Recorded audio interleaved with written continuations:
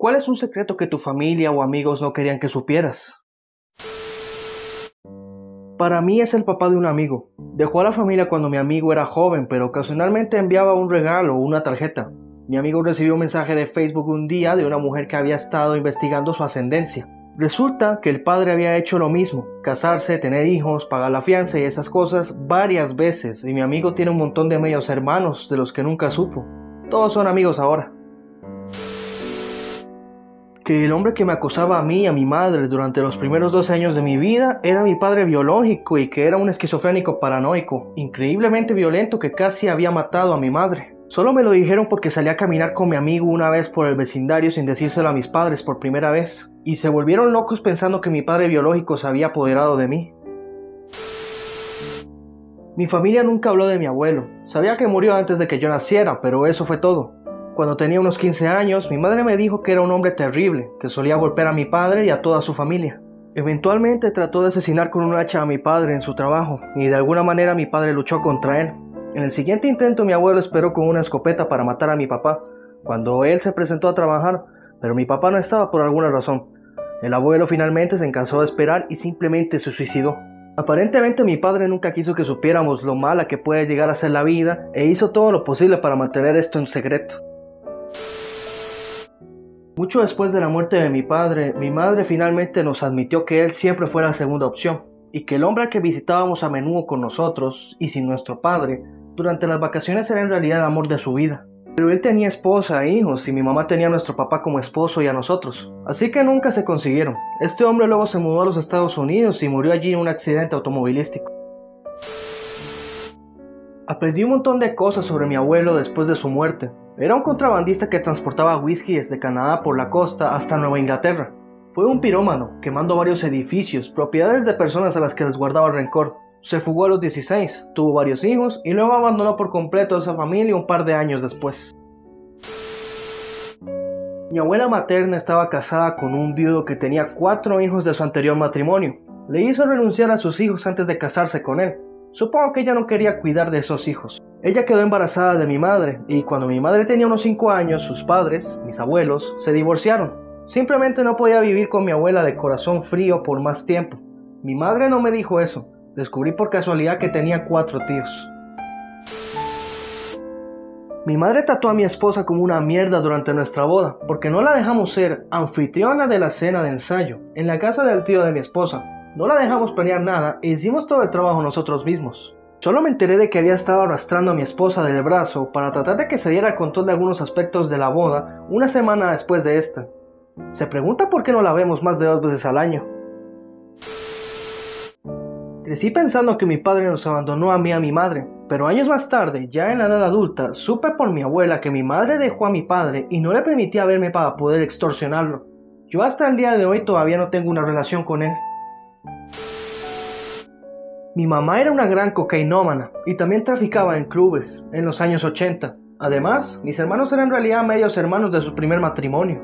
Me enteré escuchando a escondidas cuando era más joven, pero no fue hasta los 27 años que mi mamá, por una larga historia, tuvo que reconocer que mi papá era su segundo matrimonio. He visto los documentos judiciales de su divorcio, incluidos los de un consejero de drogas, sobre su gran adicción a la cocaína, pero aún insiste en ni siquiera saber qué era y finge ignorar todo lo relacionado con las drogas, hasta fingir que no sabe pronunciar las palabras cocaína o marihuana. Soy mayor y no creo que esto sea un gran problema ahora, pero el lado de la familia de mi madre está genéticamente predispuesto a algún tipo de cáncer de mama agresivo. Esto nunca fue discutido con nosotros los niños. Teníamos unos 30 años cuando mi tía murió de cáncer de mama. ¿Pensarías que esto es algo que necesitamos saber?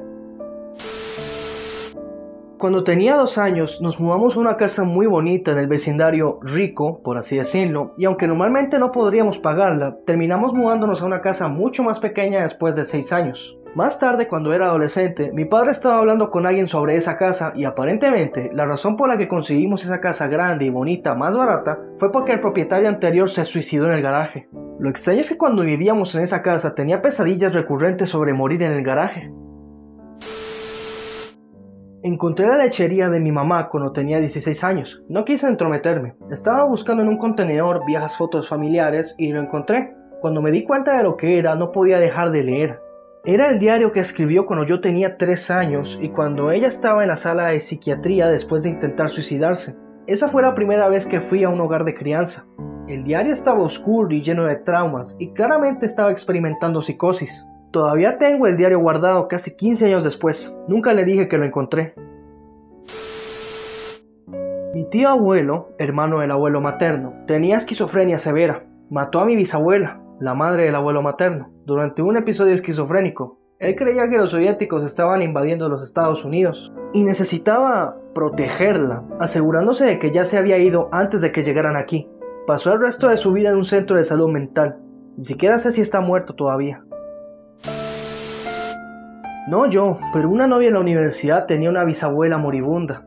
Le quedaba como una semana de vida, así que decidió contarles a sus hijos y nietos que había tenido una aventura de años con su yerno, el abuelo de mi novia, que había estado muerto durante años. Básicamente la hija de esta mujer todavía está viva. Acababa de recibir la noticia de que su difunto esposo había estado durmiendo con su madre durante la mitad de su matrimonio y solo una semana antes de que su madre estuviera a punto de morir.